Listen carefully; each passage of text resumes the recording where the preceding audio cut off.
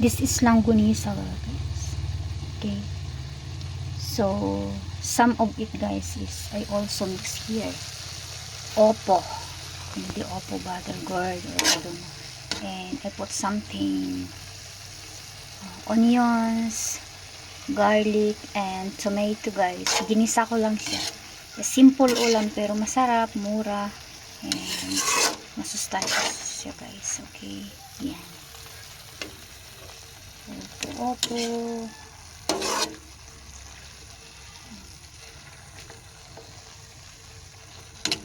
So, you need to cook it well, this one, guys. Hindi pa ito. Gigisahin ko pa yan. Ayan.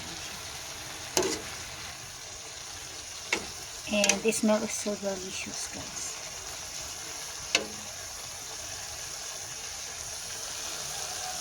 Yummy, yummy, yummy, yummy. This one. Meat. That is meat, guys. We call it langgunisa.